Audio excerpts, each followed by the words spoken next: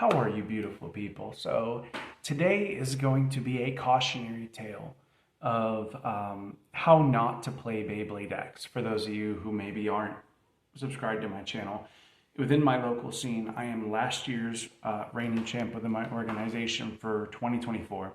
For Beyblade X, I was also a 4 out of the 5 years I competed in Burst. I was also our champ. And ironically, I had a burst video planned for today. However, those plans have changed because someone decided to leave me a comment. Now, on my channel, I predominantly do Hasbro Stadium. I've explained this explicitly. All of my competitions, though, pretty much are in TT because realistically, most of my organization, a lot of the players that are in it are actually WBO players themselves, including my training partner. Shout out to you, my boy. He's actually ranked like top 10, I think, in my area for WBO, and he's ranked #1 currently in our organization, and he's been one of the top players for a while. Beyblade X hasn't been out that long, but I digress. Today, somebody left a comment on my Drawn Sword 960 low rush video that it would behave differently in TT. This is a skill issue, and as many of you players across the pond are now finding out, Hasbro Stadium tournaments are now a thing and competitive and official. Luckily, I practice regularly in Hasbro. It's my preferred stadium. It's a smaller stadium. It's tighter. It's harder to do tech. But as somebody who is at this point, and I think what really woke me up was my training partner being literally what I was aspiring to be in X. And he's like, if I'm #1, you're #2. I was like, word. Like even for the team that I coach, because I now coach a team, right? Which is why I'm doing this. That team, 2 of the players are some of his friends from the WBO who are also within the top 10. And the other 2 are newer players, and they wanted to have somebody who's really good at teaching, really patient, really, etc. Teach. So this guy, D0ublede3, dumbest name on the face of the planet. And you might say, oh, why are you doing this? No. Because he was talking about how my Drawn Sword would perform differently in TT. Now, all of the combos on my channel, which I tried to inform him, and I know you guys, obviously, who are sub to me, know. I primarily make Hasbro content because I like the stadium better. The battles are over faster. It's harder to, like, literally use. And now it's funny because guys like me, Mad Maxi, and Azuma are the only ones that really have a lot of videos on Hasbro tech. Actually, Mad Maxi just released one and I'm going to be watching it. But first I want to do this. And I say this because a lot of people on the internet have questions. That's fine. But you have to understand it's Dunning-Kruger when you say something like this. And I tell you, I'm going to your channel. I'm going to check out your channel. I'm going to check out your videos. And then I get to your video, and I left some fairly scathing comments because my 9-year-old son plays better. I actually coach my son because he doesn't live with me, but I do get to talk to him and see him and blah, blah, blah. I have like coached him before through video. My 9-year-old son plays better than this person, D0ublede, and his competition. And everybody has an opinion. It's Dunning-Kruger. So there are certain Beyblades that will work in TT that will, what's up, Bubba? Sorry, it's my dog. That will work in TT, that will not work in Hasbro. Very few vice versa. I found if I can make something work in Hasbro, I can usually tech my way with it with TT. But one of the biggest things here is 960 low rush. I was literally using it, by the way, against again, my training partner, who is a top tier competitive player. It's why I've chosen him. It's not as though I don't respect his skills, right? It's not as though I'm saying, right? But it's one of those things where he was using, I only say this to say this, he was using meta combos solely to try to punish my combos. So lately I've been testing my combos on that and TT against him because I feel like I'm getting closer. I would put him on mastery. I would still put myself at novice. While I'm extremely good, I know my weaknesses. I'm constantly trying to improve them. But this is just sheer incompetence in Beyblade. And while this may seem mean, the reality is some of you kind of need a wake-up call. So I, as a professional player and a champion and somebody who has dedicated my time, right, to coming up with combos that work in both. So if you have only access to one or the other, if it's a TT Stadium, maybe you got it secondhand, maybe you got it from Bays and Bricks or whatever, or Mall of Toys, or maybe you just went out and bought a Hasbro, you are able to utilize the combo. It's why in the combo vids, I try to avoid tech. So you can just see the combo and how it performs naturally, interacting on its own and its natural behavior and its capabilities.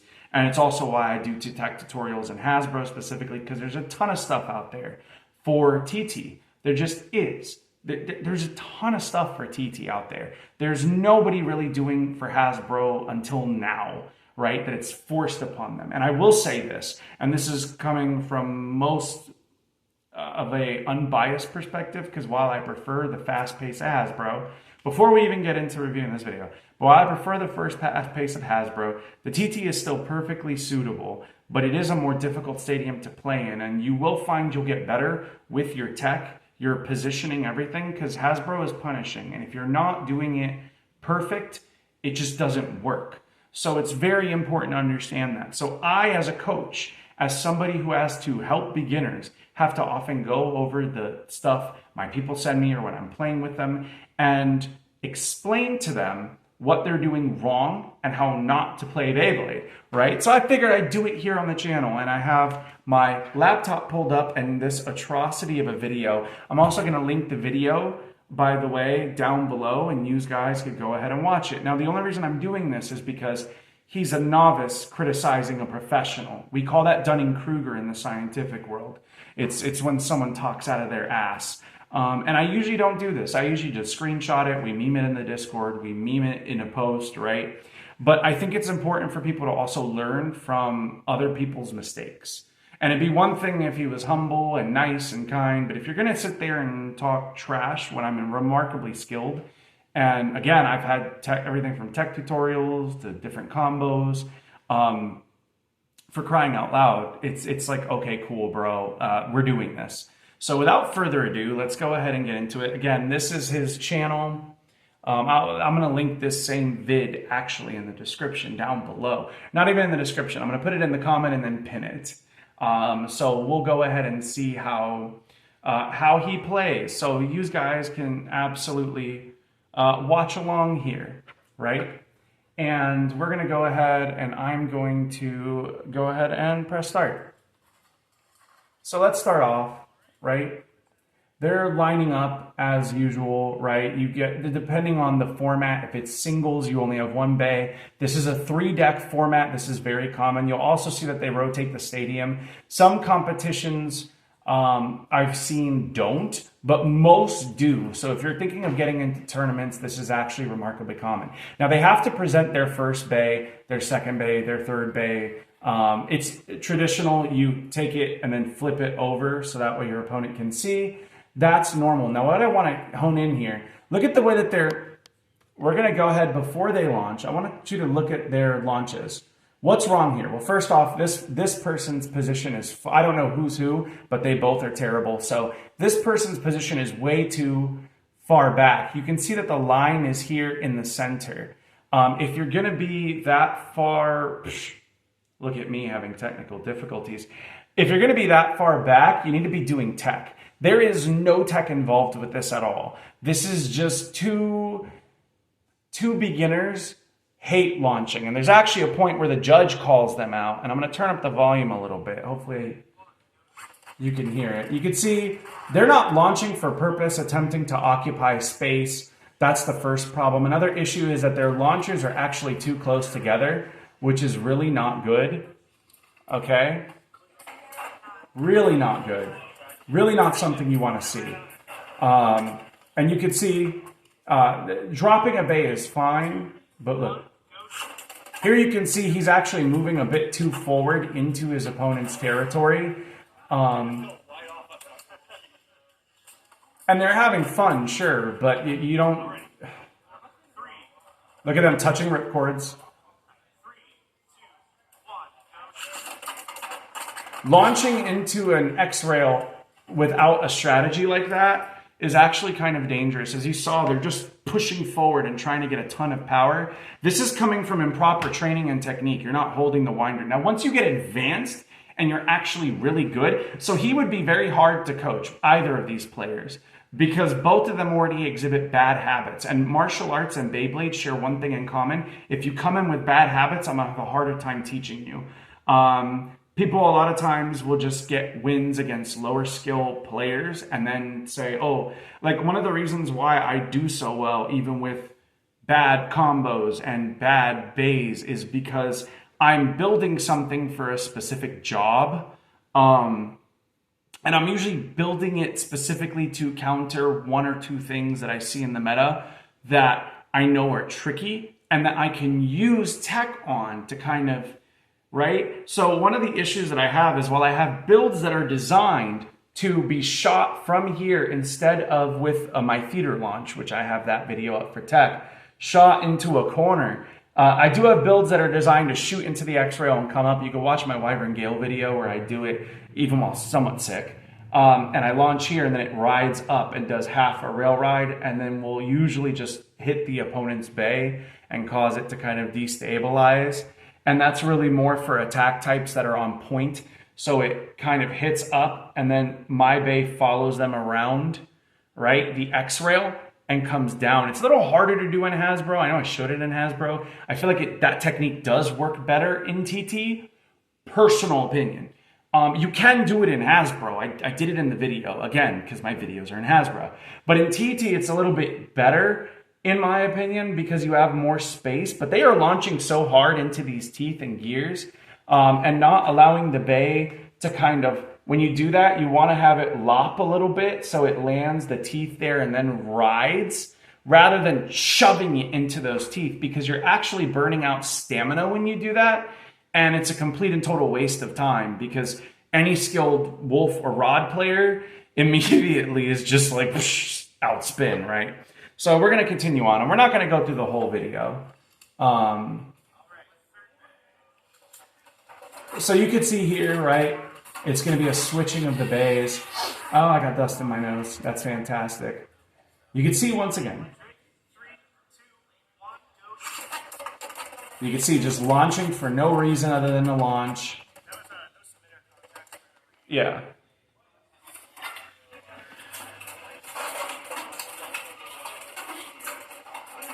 I mean, you can just see it's unskilled play, and it's really problematic. Also, your battle pass, let me make something very clear. Battle pass doesn't really matter. Your grip doesn't really matter. You don't have that in Hasbro. You won't have the same amount of space. But you don't need any of that. But the irony is that you have a winder with a grip and they're still not getting steady launches. This tells me that they're just ripping for power and hoping for the best. They're not actually coming up with a plan. There is one guy tilting, but the issue is you're doing the same tilt over and over again. That will not work. Like, you're going to have to deviate. Beyblade3 actually, who's an amazing player and talks about the strategy and has talked at length about how you need to have a diverse bag of tricks. There's a lot of tech you're going to need if you're going to just do tilt launches. There's different types of tilt launches, different angles. I'm not really going to bother even looking at the combos because it's largely irrelevant. And I've actually talked about this. I was questioned in Maxi's Discord about combos. And the thing is, it does get to a point where you play so much with a bay, the combo becomes irrelevant. You start playing so much that you rely less on just the combo and on the combination of combo and behavior of that combo and technique. And so these two things start to blend together. So a combo is not the most important thing. A technique is not the most important thing. They are kind of mutually important because the first few seconds of a bay battle are some of the most important because they're the only ones that you have control over. I talk about the 8-second threshold. If your attack type is losing too much stamina within the first 8-second threshold, right? Because attack types usually will either get knocked down or lose most of their steam by the 12th, 13th second mark. Battles are over pretty quick. And that's in Hasbro. It's usually a lot less actually in TT because of the space, you not connecting. You have less of a chance. So your ability to aim is more important. I mean, these are just fundamental basic things that any mid-level player would know. These are just things that a mid-level player would kind of know.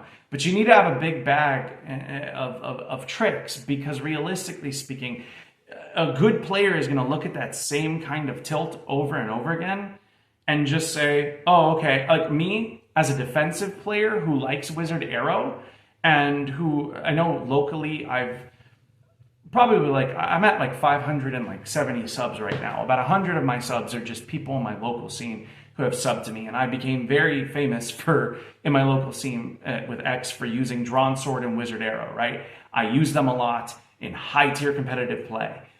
There are moments where I pay for it, but it's cool because I love these bays. I'm not going to stop using these bays, but I am saying, like, my mind immediately goes to, cool, looking at his trajectory, how he's shooting across. I'm just going to shoot at a tilt this way, so when he comes in, he runs into me, and then he gets yeeted out of the stadium.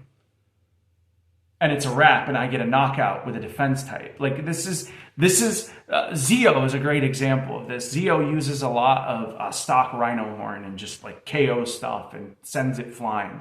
And he's usually tilting to try to, like, you know what I mean? To try to get that KO, or just take, even if you don't get the KO, you tend to take the piss out of the attacker. And this is what I'm saying. And we're not going to go too much longer, but I mean, you could just see by the angles of the way that the bays are spinning, it's not intentional. Like,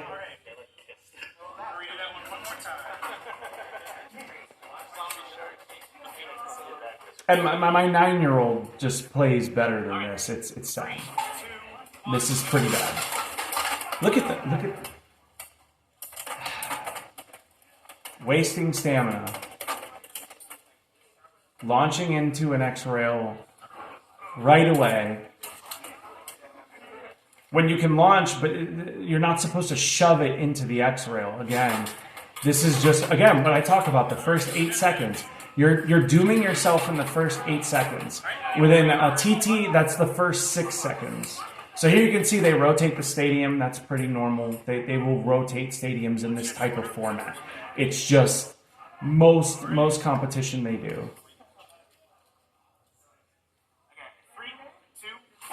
Again, they're crossing swords. They're crossing swords in the Bay Stadium.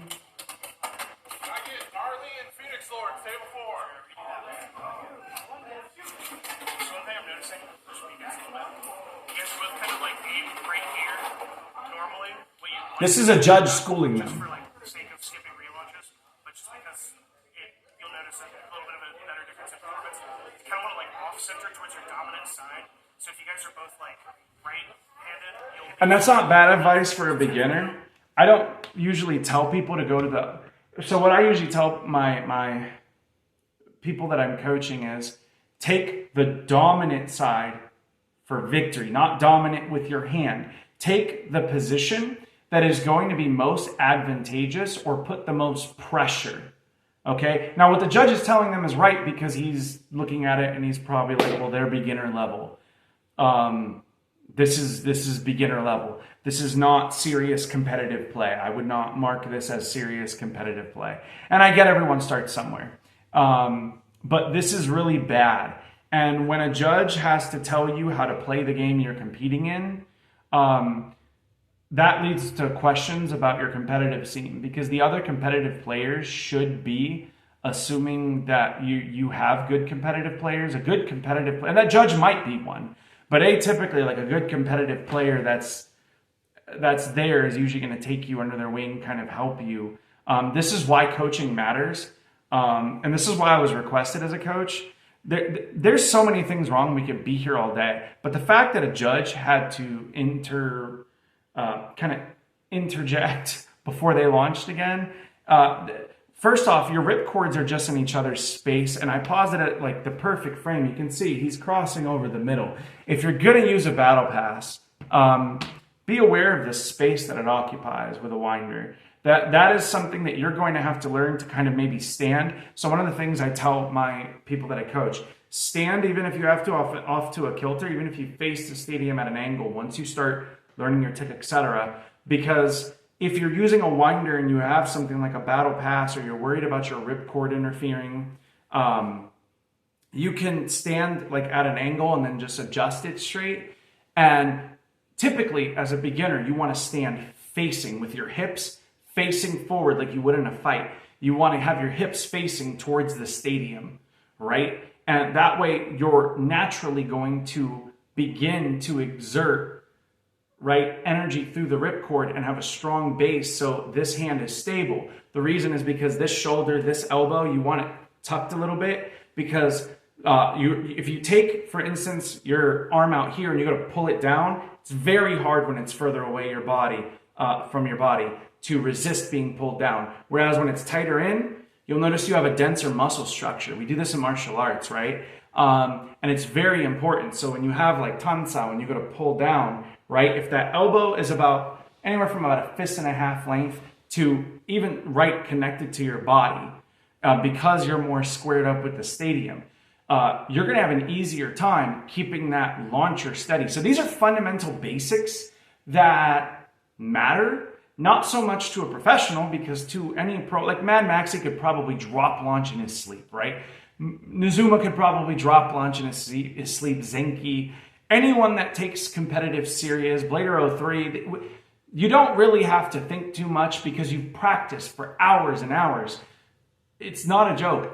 When I say I practice for hours, I mean hours. There have been times where I will spend 10 hours just trying to piece together what I need to do, develop new tech, find new answers, new ways. Like, this to me just is very much amateur hour. It kind of is. And it's very frustrating when I face criticism from people like this, not because of that I even so much care about their opinion, but so much as it's like, did you stop for a minute and think, maybe I'm not that good. Maybe I'm not, like, it's one of these things where I notice these are the people that are the hardest to teach. The people who think that they're good, or they think, and I never assumed that I was as good as I was until the better players were like, no, you're the only one who doubts what you're capable of. You show up with drawn sword. And whether it's my fellow competitors, heck, even Damien, I let Damien use whatever he wanted. Phoenix Wing, Hexarod, and I was just clapping him with stock combo drawn sword. I can do it in TT, I can do it in Hasbro. Why? Fun fact, I've practiced more with that bay than anything else. It's the reality. I developed most of my early tech with that bay. In my, now the pockets are shredded. I was going to say in my TT, I want to say decrepit TT stadium, that the shroud is being held together by tape now. But I had to practice. Even my Hasbro is in like super scuffed. It's the reality, man. Like it's you're either going to practice or you're not. This is imperfect practice. Perfect practice makes perfect. And the goal is to start by learning to do the technique, whether it's successful or not, and to get your positioning, everything steady. And then eventually you're going to keep doing it. If you stay with it, it'll eventually click. This is an example of nothing clicking, but they think that they have what is supposed to click. And this is not me trying to be a dig. And again, I'll post the video. It's just, this is not higher tier competitive play. I've seen people question Baymac. Baymac is a good player. When you look at his positioning, how he occupies space, it's very subtle, but he's very good. I've people questioning Mad Maxi. It's almost like the people who know the least are going to spew, right, their opinion on the internet. And it's very frustrating for me because right now I'm actually picking up coaching 2 people. I can't possibly coach more. I am still competing and I am still coaching my team, but I am coaching them for Hasbro because they're across the pond and they need help and I want to help them. I can't help everyone, obviously. And one of the things that like this person doesn't realize, right? The amount of hours that go into, I won't spend less than 3-4 hours testing a combo in, TT and Hasbro, because I tally up, right, how it did. And I start saying, okay, well, how does it deal with Hexarod versus Rod Ball, right? How does it deal with wolf on free ball versus wolf on? So it's like, which by the way, Vinny, thank you for giving me that extra silver wolf you had. I've gone through 2 of them. First one, plastic and metal broke. Second one, well, the metal chipped, piece of metal chipped, and this like it bent and was like, and the second one, the metal broke. So, but this is what I'm saying. I mean, this is not meant to be a long video or even a super big rant, right? But this is what happens. That you are witnessing what happens through incompetence. And the irony is, if they would have just done what I did and gone to really, really good players and said, hey, can I pick your brain? Most of my fandom is people that pick my brain, and I work full time, right? I have things to do. After I get done with this video, I'm going to go do things. Then I have more things to do, and then I'm going to practice, right? Like, part of it, I think, is our culture. We have this like alpha male culture, and it's ironic to me because like I see people like everybody wants to be the top dog, and it's like, okay, like, but you don't have to be a jerk about it. As a matter of fact, like I've taken people under my wing before, especially during the burst era, who were not good, and I had to work with them for a year or 2 to get them there. But they got there because they put in the hard work. And there's a thing in martial arts where you always want to come into a new martial art, and I've always tried to do this. I come into something as a white belt. I don't care what I knew before. I don't care what experience I have. I'm here to learn because I'm not ignorant, and I understand. This is what happens when you have the idea that you have a semblance of what you're doing and you factually and axiomatically don't. This is bad, and this will not float at top tier. It just won't. I see no reading of the opponents. Like, and part of my issue is it's like, even the way that he has the finger positioning here, this person has on the winder, incorrect, as you have your finger through that hole. Now the grip is fine. Everyone grips different. I tend to hammer grip like that. But I will adjust with my pinky the angle that I need to be at. And then again, once you get better, it matters way less. I'm talking about more about when I, first started. But I was using a winder, and I was using tech on a winder, and I literally have like a rail saw, reverse rail saw into Lotus on a winder on 360 Shark Edge 360 low flat, which I love that stock combo, but for me, it's always been the hardest combo to do any kind of tech. So while it wasn't the prettiest tech, like, I wanted to do it with and learn to do it, right? And do that technique. And no, it's not flower pattern. Another thing I saw was somebody saying, oh, but it's flower pattern. Why does he call it Lotus? Like, well, first off, Lotus is a flower. And secondly, and more importantly, a flower pattern usually doesn't last that long in X, right? The Lotus is designed specifically to get a prolonged flower pattern, which Lotuses have a lot of petals. So that's why that name exists. Also, the name is sometimes communal, like community-wise, but I started doing it primarily on John Sword to conserve stamina and also prepare for when they would tungsten or drop launch, hang time, whatever you want to call it.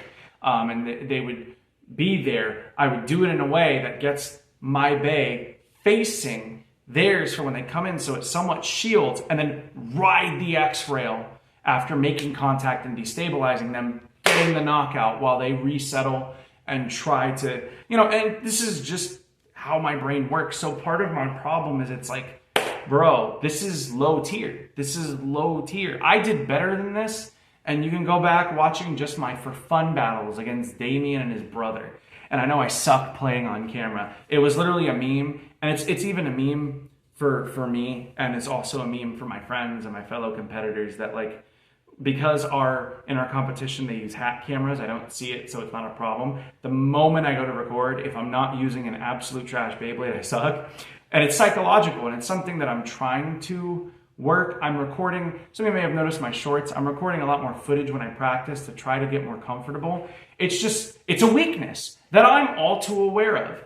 But my thing is, this is just not being aware of your weakness, which for the person who posted this is every part of your competitive game. So please understand, you are on the internet. You are allowed to have an opinion, like most certainly, but that doesn't mean that your opinion is right. And so part of the issue is this is how you do not play competitive Beyblade X. There are tons of people out there who have tons of tutorials and beginner tutorials. I am begging you, if you are a beginner, I'm not speaking to this guy because his attitude sucks and his life is going to be a reflection of that. How you do anything is ultimately a reflection of you. And if that's your attitude, then buddy, cool. I don't know, maybe he didn't do his research, maybe he doesn't know who I am, that's fine. I don't care. It's not about knowing who I am, but you just assume this, right? And it's like, and do I make assumptions? Yeah, I usually check out their channel first. And I checked out his channel, and it's just, and I roasted him in the comments because I was like, this is ridiculous. This is ridiculous. You're gonna leave a comment on my video, take a month to respond, and this is what you post. You need to understand, don't throw stones in a glass house.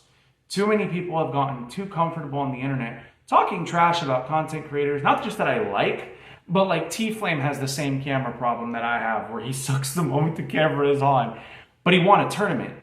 Like, first time going to an X tournament, clap cheeks. He clearly knows what he's doing. He's clearly good. You are severely underestimating this man. But people on the internet who play like this are gonna be in his comment section. Learn to realize you're probably not as good as you are. And you need to improve, because even from my perspective, I am still, the people that I train with and that I play with, I am constantly, what do I have to do better? What do I need to work on? Where do you see a weakness in my game? Do you see a weakness in my deck building, in my combo building? What is it that you're looking at that I'm not doing better, right? Like I took a month off to just coach, and then shout out to my fans. You guys told me, no, you can, dude, if anybody can coach and still play, it's you. But it's one of these things where it's like, I took a month off, came back, still ranked well enough to make it to All-Stars in my first competition.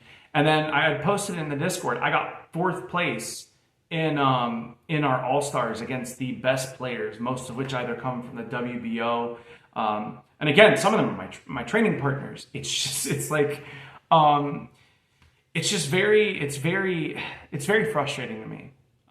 So I figured I'd make a video on it because there needs to be some sort of cautionary tale. This isn't even about bullying, right? But if somebody's speeding in a car and goes 120 miles an hour on the interstate, jeopardizing people's lives, right? And they were to crash, you would realistically, anybody who has common sense and critical thinking skills would be like, they shouldn't have done that, and would realistically be justified in saying, no, that was a stupid decision.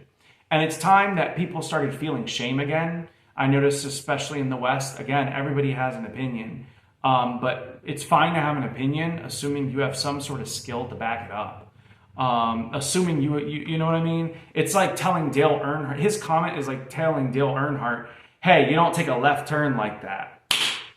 So it's very frustrating, it's very infuriating, because it's like, then people look at these people and become emboldened, right? And there's probably there's 50 views, probably gonna be more now because whatever. It's fine. 8 subscribers, 50 views, 0 likes. 50 views and 0 likes. Dang, it's a good thing dislikes are hidden, huh?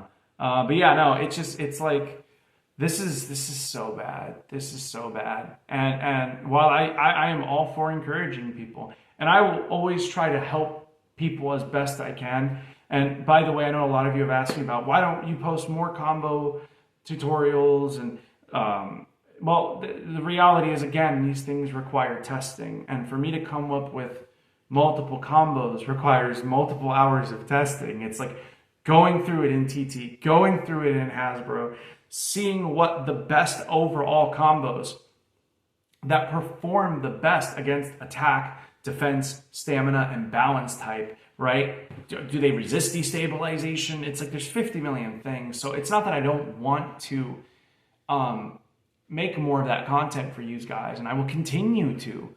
it's going to take me a while, especially with CX coming out, guys. All I'm saying is like, and I get where you guys are coming from. Like, I know you guys enjoy it, and I appreciate that. It's just it takes me a while because once I get a CX bay, I'm gonna have to sit there and really test parts and see how things work. Like Low Rush came out, I spent a week with it trying to like really farm all the info I could in TT Hasbro, how the tilts affect it, what patterns it can and cannot ride, what counters it. It's just one of those things where this stuff takes time, and then I'll go and build a combo from there. And based on what that combo's job is, I've moved on from hyper-specific combos anyways to more universal combos for you guys, to help you guys in your game, to give you guys more forgiving combos. Like when we teach like rally racing, you don't want to start someone off in a 900 horsepower, right? Like, I don't know, Ferrari or Bugatti or something absurd. You're going to start them off in something like a Honda Civic that maybe has a few bolt-ons on it, right? And give them something that's effective and that they can learn technique on. So I'm trying to simplify the combos as well. I will still do specific jobs for those who are willing to go on and take that challenge. But my point is, at the end of the day, I am still going to be trying to get more combo videos out for you guys. And I'm hoping that you guys really appreciate, you know, just the amazing content creators that are investing into you. To those of you who are like this guy, best of luck in life. You're not going to do well, but okay.